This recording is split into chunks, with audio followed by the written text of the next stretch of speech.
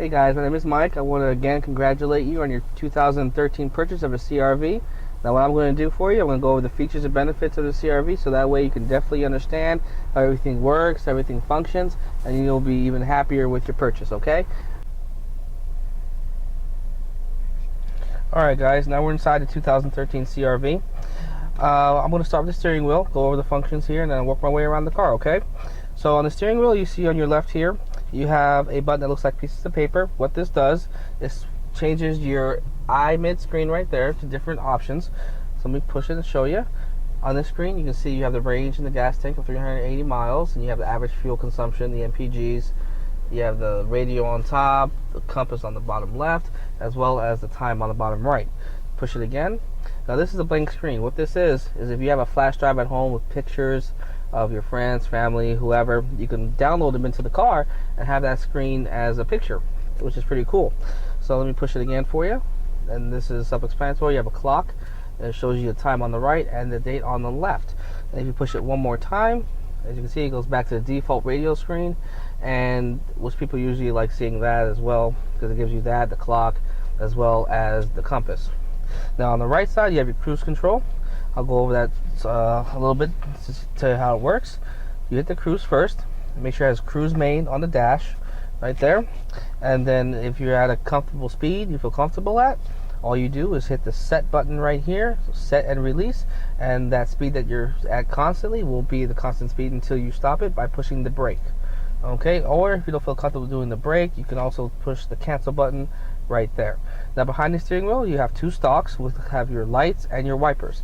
On the left are your lights, which you just turn like that, all the way on, just like that. Or you can have it at the auto setting, which is fine. Which, if you have the auto setting, when it gets dark outside, the headlights automatically turn on and automatically turn off. Now on the right, you have your wiper stalk. You just push down. The further you push down, the faster they get. And if you want them off, you just push all the way up and release, and they stop. Now, beneath the radio controls, which is here, plus and minus are your volume. The arrows here are for your preset stations, and then the source, which is between your audio stations. If I push the source, you can see on the screen right there how it switches between my XM, FM, AM, and also USB if I have one plugged in. Now beneath that, you have your Bluetooth controls. Now I'm going to show you how to pair Bluetooth. So let me do that for you right now, which is fairly simple. It's not too in depth. Make sure first that your compatible phone is compatible with the car, and make sure it also has Bluetooth. Now, if you want to pair a phone, there's a phone button here. Now I know all CRVs don't come with navigation. This one does. Now if you don't have navigation on your CRV, the phone button should be actually right around here on the bottom left, and the knob is a big giant knob in the center, so that can be your guiding of where you need to hit. And plus it says phone on the button, so you really can't get lost. There's the phone button right there. As you can see, no phone's paired, so we want to pair one. And so we hit yes. Now the same messages will come up on that screen if you don't have navigation. So I'll go by settings menu on my phone. I hit Bluetooth. Now it's searching. I'll hit OK here, so this will be searching as well. So we'll give it a couple of seconds, see if it finds my phone.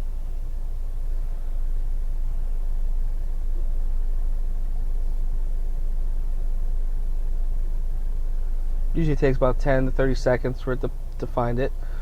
If it doesn't find it, it will say phone not found, and you just hit that button and it would do a more intense search for your phone.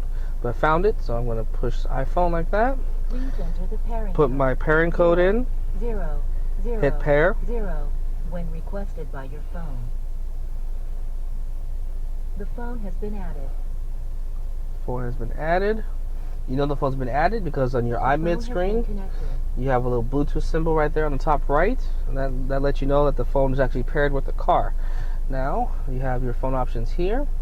You have your phone book all downloaded, and you have an alphabet right up there, just touch screen, so you can see all the numbers in there. And then if you hit the cancel button, that takes you back. Now on the CRVs without the navigation and the cancel button, there should be an arrow or like a back button on top of the big knob in the center. It has like a little back arrow. You push that, it takes you back to the previous screen. Cancel, it takes you all the way back there. Now, on the left of the steering wheel, you can see there's a bright green button that says Econ. What the Econ is for, that's a gas saver button. If you push it, a little green leaf comes on the dash right there.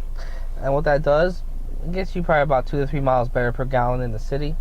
Highway, it gets you a little bit about the same. But what it does, it takes away from some of the options that you have in your car. I mean, you're not in the car right now, but I have the air conditioning on. I can feel that the air conditioning is getting warmer because it takes away from the air compressor that blows the cold air from the air conditioning. That takes that away.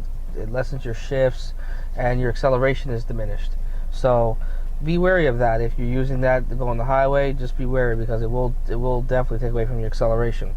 If you don't want that on, just push the same button and it turns off.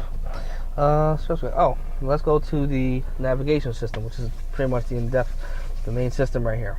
Okay, now on the left you have your audio controls.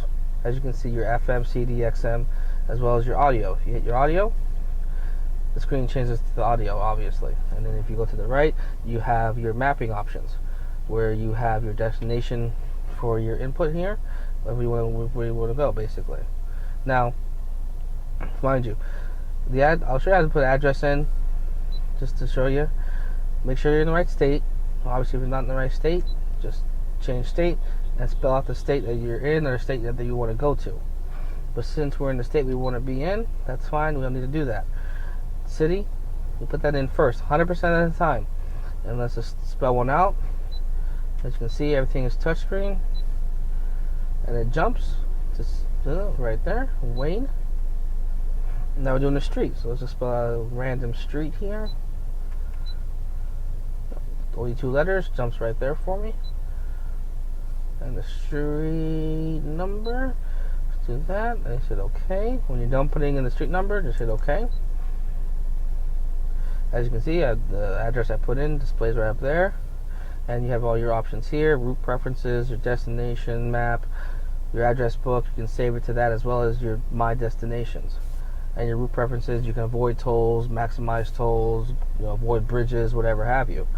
And if you're done with all that, just set destination. Now it automatically finds the fastest route. Then the route guidance will start. And as you can see, we're the little red arrow right there, and it highlights our route right there. On the left has estimated distance and estimated time that we'll get there. Now, if you're getting close to the other destination, you don't need the destination, you don't need the navigation anymore. All you need to do is hit destination again, and you can see it cancels the route for you.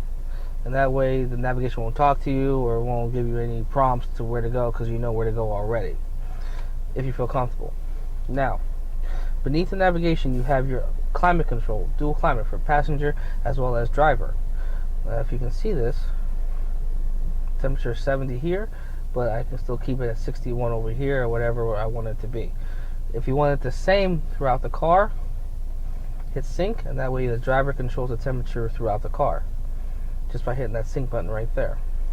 Now on the right you have your defrost, the front, and you have rear defrost beneath that, as well as your mirrors.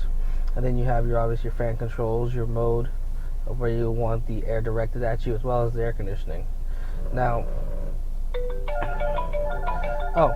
as you can see, this is what happens when a call comes in. I have an option to answer or ignore.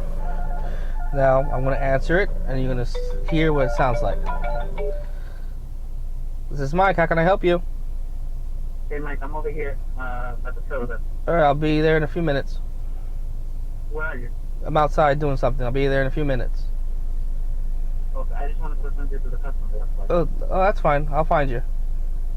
Okay. Alright. Then hang up. And that's how you answer a call. Just like that. You speak normally straight ahead, because the speaker is right behind the steering column for you. And that's basically how you answer a call or ignore a call. It's up to you, whatever you want to do. Now, beneath the shifter here, you have your heated seats for driver and passenger, as well as a power outlet for a additional cell phone charger or whatever device that's compatible with that. And then in this little slot here, you have another power outlet. You have a USB cord as well as an auxiliary plug on the right. If you have an MP3 player, I would recommend doing the USB because it charges your device, and you can use the radio controls to search through playlists and everything else like that. If you go through the aux input, you have to use it manually with your hand as well. You have to have the device in your hand, which I wouldn't go by because you're driving. That's a safety issue. So that's what I would do there. Sunroof. So it's all Hondas. It's one touch. Just go back like that. And then the opposite way to close it. And if you want to tilt it, get a little bit of air in here. Just push up on the same button. If you want to close the tilt, just look for the close here and push the button towards the close word, and there you go. And then I'm going to set the light here. This is for the interior lights right here. If you open your door and if you close it, they dim. Obviously, I would have that on if you're in a darkened garage or you're by yourself alone. That's definitely something that's a safety, so you can see what's going on and people can see you where you are as well. That is your 2013 CRV. Hopefully you enjoy it, and we'll see you around next time.